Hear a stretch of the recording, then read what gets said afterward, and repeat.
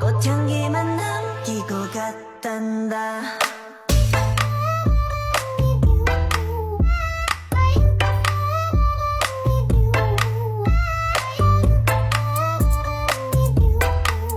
Konseli memiliki masalah shopping addiction.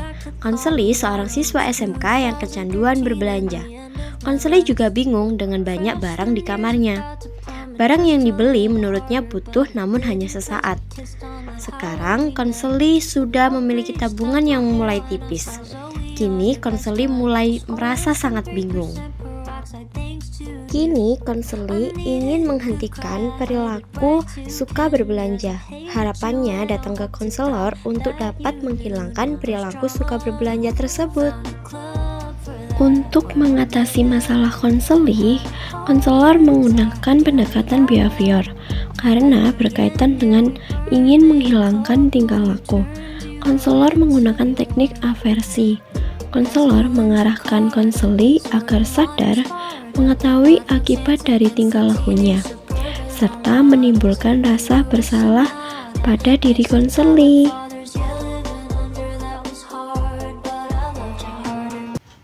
Perkenalkan, nama saya Wahyu Novi Wijayanti dari Prodi Bimbingan dan Konseling kelas A.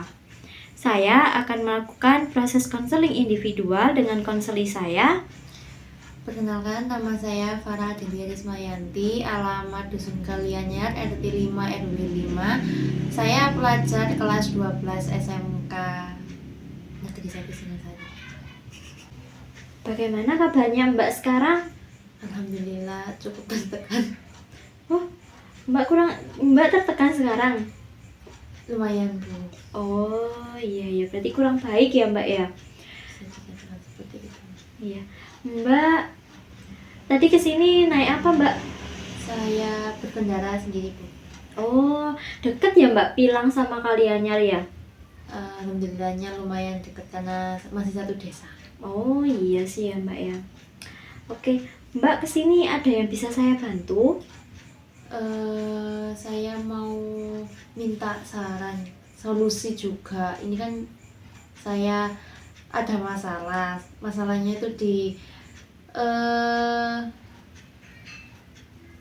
berlebihan dalam berbelanja online ya Bu, kayak gitu. Sampai tabungan saya mulai menipis, terus saya bingung gimana buat nyatasinya. Oh, Mbak mengalami shopping addiction. Jadi kayak kecanduan berbelanja. Iya. Oh iya. Jadi sampai Mbak sekarang bingung ya? Berarti sepertinya ini layanan konseling individual cocok banget buat Mbak.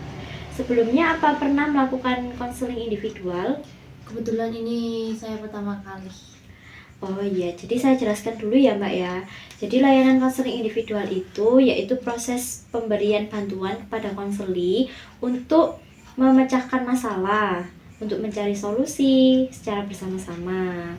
Saya di sini hanya sebagai memfasilitasi Mbak, sedangkan Mbak bisa merancang solusi yang akan Mbak capai. Nah, di sini tadi Mbak sudah cerita ya masalahnya Mbak. Itu masalah yang sedang Mbak hadapi sekarang. Iya.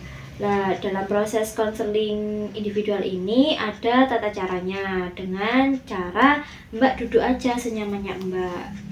Senyamannya Mbak bisa bercerita secara terbuka dengan saya sebagai guru BK.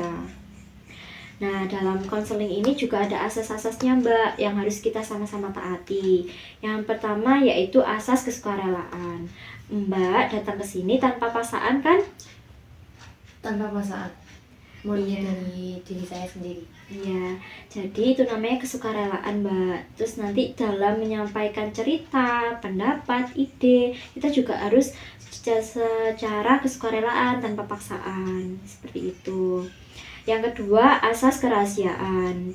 Jadi data Mbak, cerita Mbak, masalah Mbak itu nanti kita akan rahasiakan dalam proses konseling ini.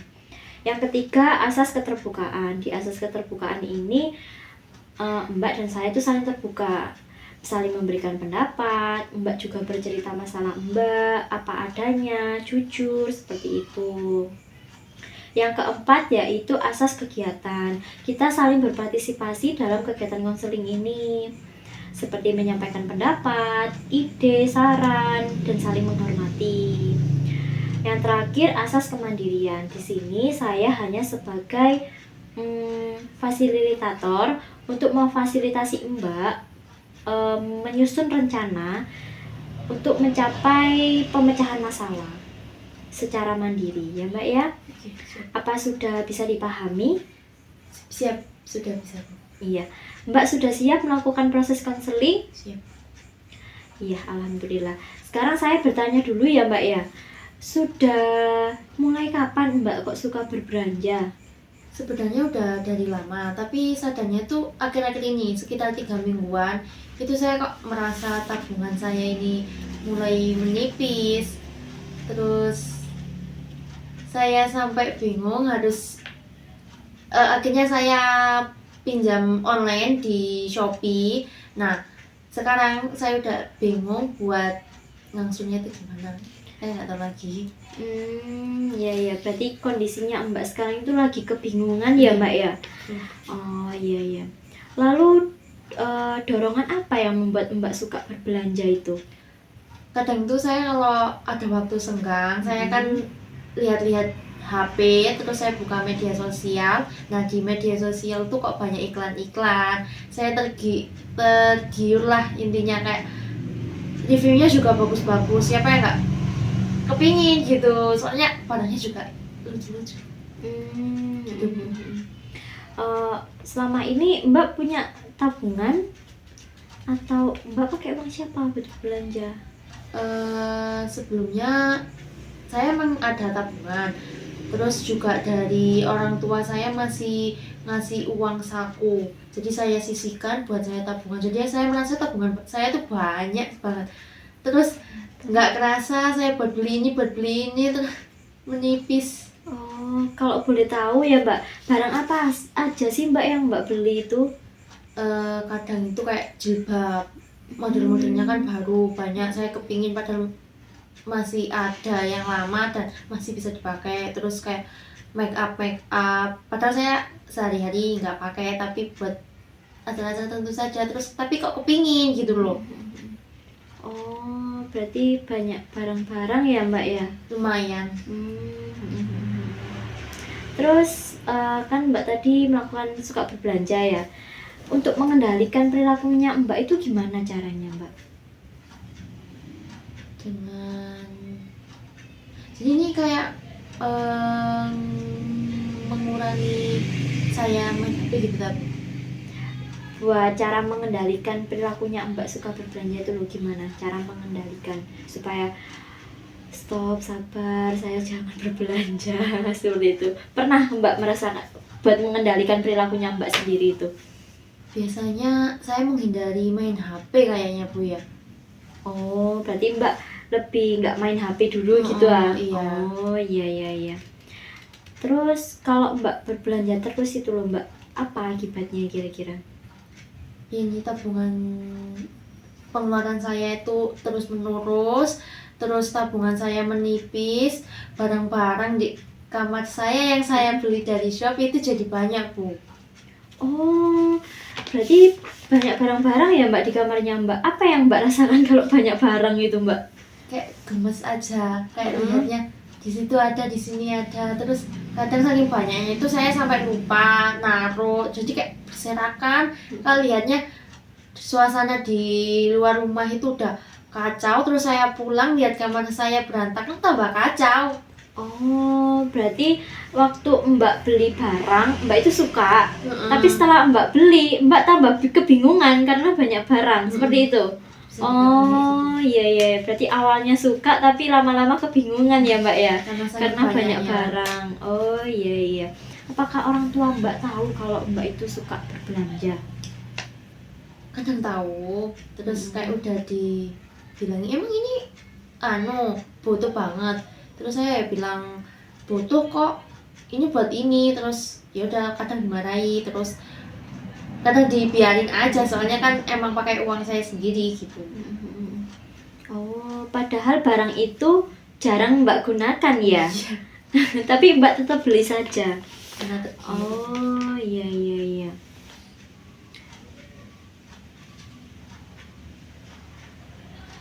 Terus penyebabnya Mbak itu terus-terusan suka berbelanja itu apa, Mbak?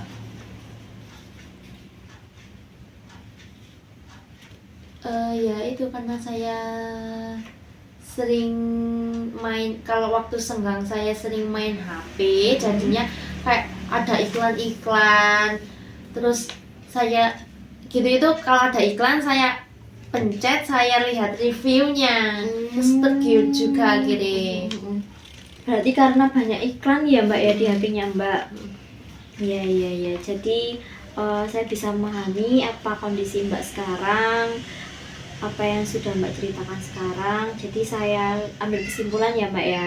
Jadi sudah selama beberapa bulan yang lalu Mbak memang suka berbelanja, tapi Mbak baru menyadari 3 minggu ini. Iya, Mbak juga merasa kebingungan dengan adanya banyak barang, tabungan juga menipis, seperti itu. Orang tua juga udah memberitahu, tapi Mbak masih belum bisa mengontrol, kayak gitu. Oh iya iya. Sekarang Ibu tanya ya Mbak ya, apa tujuan Mbak untuk mengikuti konseling ini? Mungkin buat cari solusi. Saya pingin dapat pencerahan kayaknya, biar saya bisa batasi perilaku yang ini bisa dikatakan merugikan saya sih akhirnya. Jadi Ibu ambil kesimpulan ya, tujuannya Mbak itu untuk mengurangi perilaku suka berbelanja. Dalam tujuan itu kan pasti banyak hambatan ya Mbak ya. Kira-kira hambatan apa yang akan Mbak alami kalau ingin mencapai tujuan itu? Saya ini tipe-tipe yang mudah tergoda, soalnya iklan itu banyak di sosial media, di Instagram, TikTok pun sekarang kayak iklan itu bermunculan, jadi saya gampang banget tergiur. Oh, jadi Mbak itu tipe yang mudah tergoda, tergiur gitu ya Mbak ya. Ibu tanya ya Mbak ya, akibat negatif dari perilakunya Mbak itu apa tadi? Kayaknya pengeluaran saya jadi terus menerus, kayak nggak kontrol pengeluaran saya itu. Terus barang-barang yang saya beli itu jadi banyak, numpuk. Terus tabungan saya juga perlahan udah mulai surut sama ini. Jadi kayak saya mau butuh sesuatu yang penting, saya jadi nggak bisa beli, soalnya keuangan saya itu gak kekontrol. Ya kasihan ya Mbak ya. Jadi yang penting malah nggak kebeli gitu Mbak. Iya.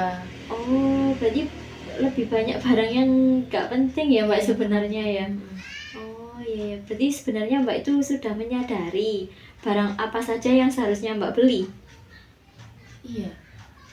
Harusnya penting jadi nggak bisa. Malah saya beli yang nggak penting ini. Oh iya iya. Tuh, kebutuhan yang harusnya saya beli, saya penting banget buat saya waktu itu, saya jadi nggak bisa beli soalnya keuangan saya udah nggak kekontrol. Terus jadi kayaknya saya nyesel banget deh, soalnya harus beli hal yang nggak penting, jadi kebutuhan penting saya tuh nggak bisa terpenuhi. Jadi kayak tadi make up ya Mbak ya, jarang Mbak pakai kan? Iya. Nah itu padahal jarang dipakai ya Mbak ya, kayak hijab tadi juga ya. Mbak tetap beli aja hijabnya. Ya saya nyesel aja deh Bu. Jadi awalnya saya kayak kepingin buat nurutin model-model yang lagi tren, tapi ujung-ujungnya saya malah merugikan, soalnya nggak bisa menuhin kebutuhan yang saat itu juga saya butuhin. Iya iya. Padahal barang yang saya beli di awal tuh nggak penting, nggak terlalu penting, lebih penting yang saya butuhkan saat itu. Jadi Mbak sekarang sudah tahu ya mana yang penting dan mana yang tidak penting. Jadi Mbak sudah tahu kan apa yang Mbak lakukan sekarang, bahwa akibatnya itu sangat negatif, dan Mbak sudah mulai merasa menyesal dengan apa yang Mbak lakukan sekarang. Sudah mulai sadar deh kayaknya Bu, kalau dampaknya belanja itu ya ini tadi kayak saya kepikiran kebutuhan penting saya jadi nggak saya tercapai gitu gara-gara keuangan saya yang nggak kontrol buat belanja. Iya iya iya. Berarti Mbak sudah mulai menyesal ya. Sekarang kita susun rencana perilaku positif untuk mengurangi perilaku Mbak itu yang suka berbelanja. Kira-kira perilaku apa yang bisa Mbak susun untuk mengurangi suka berbelanja itu, Mbak? Kayaknya saya kalau pulang sekolah sore, setelah itu saya istirahat bentar, terus itu kalau malam suka kalau bosen main TikTok. Kadang kan saya kalau nggak tahu mau ngapain, nggak ada tugas, saya main TikTok. Nah, kadang itu juga ada mood buat buat ngerjain tugas, nge-review materi yang saya dapat. Saya suka nulis yang diterangkan guru. Nanti saya sampai rumah itu saya kembangkan. Saya ingat-ingat lagi, ini materinya tadi bahas apa, terus saya kembangkan lagi, saya buat rangkuman kayak gitu sih. Kadang sama ini. Saya juga hobi masak sih, Bu. Kadang kalau nemu resep-resep baru di TikTok, saya tuh pingin nyobain buat kayak gitu juga. Itu salah satu hobi saya. Iya ya Mbak, bagus itu hobinya. Tinggal Mbak kembangkan lagi dan dibiasakan biar Mbak sedikit lupa sama shoppingnya. Kalau bisa ya lupa sama suka berbelanjanya Mbak itu, lihat toko online kayak gitu ya Mbak ya. Jadi bisa ya buka saya nge-review tugas, saya masak-masak buat batasi saya main HP kayak gitu. Bisa itu kan bisa buat kesibukannya Mbak tinggal ngembangkan dan dibiasakan. Kira-kira ada lagi Mbak yang bisa mengurangi perilaku berbelanjanya Mbak?